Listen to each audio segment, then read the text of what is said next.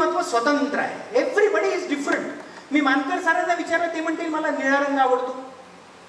मी KDA साहेबांना विचारलं ते म्हणतील मला पिवळा रंग आवडतो. मी मानकर साहेबांना पुन्हा विचारलं का आवडतो निळा रंग, याचं काय उत्तर आहे?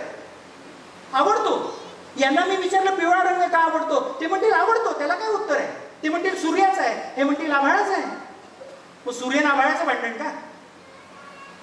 व्यक्तिमत्व स्वतंत्र आहे प्रत्येकाचं, आणि म्हणून हे डिफाईन केलेलं आहे का अतिशय थोर तत्वज्ञान C.W. Allport. तो काय म्हणतो? Characterising distinctive qualities of the particular individual, patterned individuality. प्रत्येकाची इंडिव्हिज्युअल पॅटर्न्ड असते, तो तसा ठरलेला असतो, एक दुसऱ्यासारखा कधीच नसतो.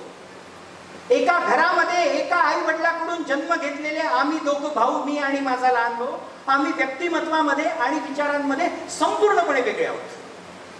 त्याचे लिमिटेड मित्र आहेत, 2-3 ते त्याच्या जवळचे मित्र आहेत, तो त्याच्यामध्ये राहतो. मी ज्या गावाला जातो तिथे 50-50 मित्र होतात.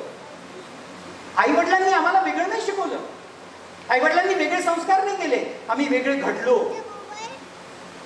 याचं सुंदर उदाहरण द्यायचं झालं तर मोगऱ्याची फुलं.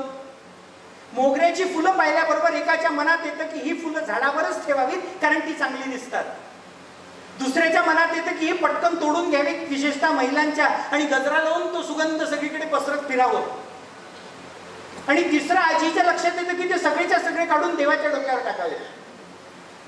मोगऱ्याची फुलं तीच आहेत, प्रत्येकाची रिॲक्शन वेगळी आहे. का बरं वेगळी आहे? कारण प्रत्येक जण वेगळा आहे, प्रत्येकाची पर्सनॅलिटी वेगळी आहे. मग वय झालेल्या लोकांची पर्सनॅलिटी तुम्ही आम्ही वेगळी मानतो, पण आपल्या पोराला मात्र, माझ्या मित्राच्या मुलाला मेडिकलला ऍडमिशन मिळाली, तुला का नाही मिळाली? होपलेस.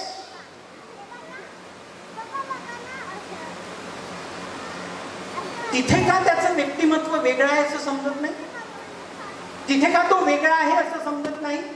तिथे का आपण पॅकेजची तुलना करतो? चेहरा पाडून बसलेला एक बाप मी पाहिला की माझा पोरगा पेंटिंग करतो, आता त्याच्या आयुष्यात त्याचं काय होईल मला सांगता येत नाही. मित्राच्या मुलानं मात्र नशीब काढलं, अमेरिकेला गेला, दन्न पॅकेज आहे.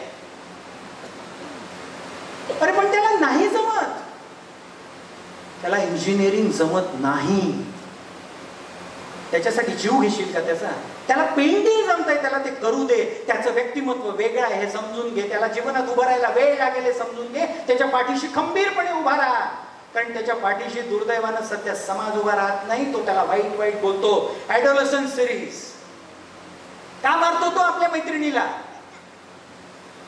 कारण ती मैत्रीण त्याला सगळ्यांसमोर म्हणते you are not a man.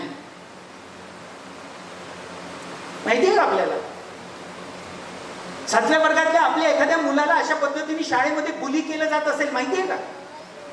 असं होऊ शकतं हे माहितीये का? त्याच्या पॅन्ट मध्ये हात घालतो त्याचा मित्र आणि त्याला सगळ्यांसमोर म्हणतो you are not a man. चिडून जातो तो आणि चिडून जाऊन आपल्या मैत्रिणीवर वार करतो 27. तुम्हाला मला उत्तर शोधायला नाकी 9 येतात. कुठं माहिती आपल्याला की शाळेमध्ये अशा पद्धतीने बुलिंग होऊ शकतं?